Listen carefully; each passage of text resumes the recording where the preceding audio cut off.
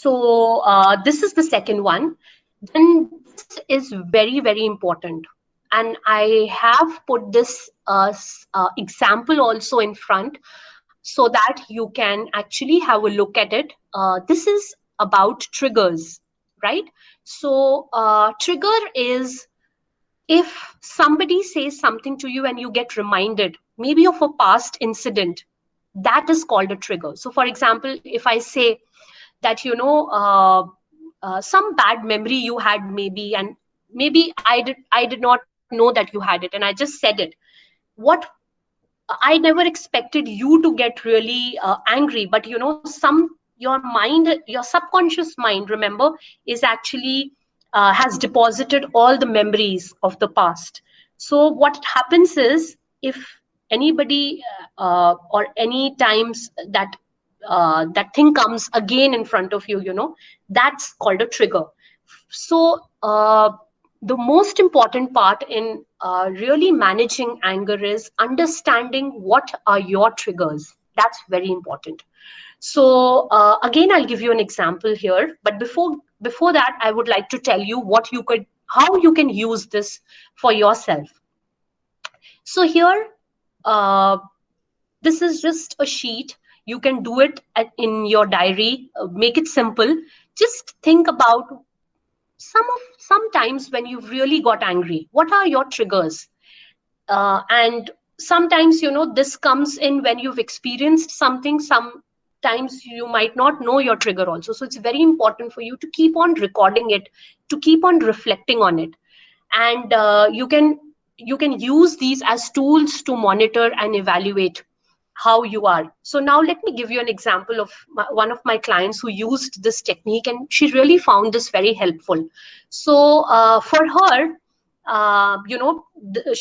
the presenting issue was that she is not really able to manage her anger. She gets angry very quickly, whenever with her kids, and sometimes it goes back to the office. And in office, of course, there has to be a certain level which you have to maintain with your colleagues, and she really wanted to help herself with that. So we did use this technique and it really helped her. So what she did was, I just asked her to identify and keep noticing what are some of her triggers, you know and uh, and then just keep on recording it, and then see what happens with you during that time. How do you handle that whenever this happens to you? And for the next time now, you really are better prepared with yourself. You already know this is a trigger. So you can do something even before, just normally reacting on it. So that's the most important thing. So for her, she identified that when she's working in the kitchen, if she's preparing meals for her kids, and her kids come in trouble, that time she just cannot really control her anger. So it gets out of hand. So that was one of the trigger. And so she noticed what happens, how does she react that time. And likewise, there were number two, number three, other triggers as well, with her partner whenever things go out of control. What are some of the things that really she gets angry on? So even to that minutest details, she recorded all of that in her diary. So the next session, we discussed some of those, and then what we did was we made an action plan, right? Now for the next time, what are you going to do? Now that situation, even if you've reacted, sometimes, even if you're doing a lot of mindfulness, even if you're doing a lot of meditation, it's so quick. It's just, like I said, the flight or fight response is so quick.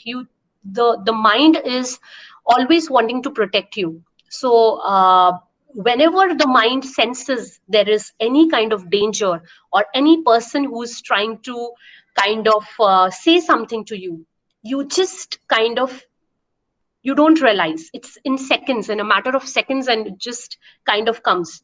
Sometimes, yes, you are able to, if you really can slow down and really see what's happening inside you, and you will reach that stage. Believe me, people can reach that stage, but it will be slow and it will be gradual.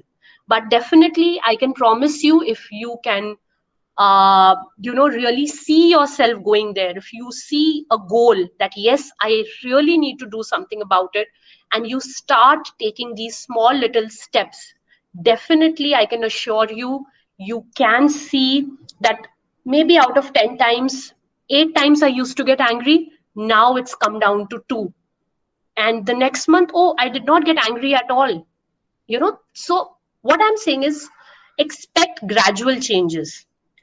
It will not be that okay, now I know everything about anger, and tomorrow if I get into a situation, then I will not get angry.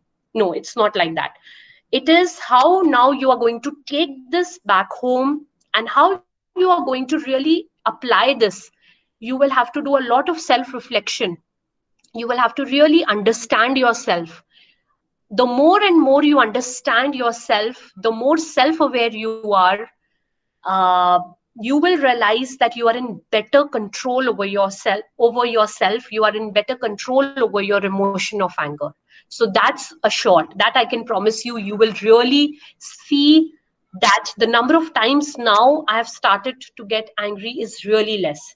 So that's something for you to take back home, and to really practice it. Once you start to practice it, definitely, you will start seeing those changes slowly and steadily. But keep on doing this reflection exercise, and really try to, every time you get the situation gets out of hand, don't feel upset, oh, why did I get angry? Instead, just write it down, come and take a moment, spend time with yourself, and just think, how could I have handled the situation the next time well? What could I have done? Right? So you are better prepared. And if you know your triggers so well, then you can also withdraw at the right time before it's too late. So supposing now, if this client example only I'm giving, if she knows that this is the time, now what we developed for her action plan was that she requests her partner to take care of her kids during the time she's working in the kitchen, or she really makes sure that she gets that space when she's working, so that the situation doesn't arise. So what you've done is you've preempted, right? You have not waited for that situation to come. You have already developed a action plan even before that comes. So that's about triggers. Now, coming to the most important thing again,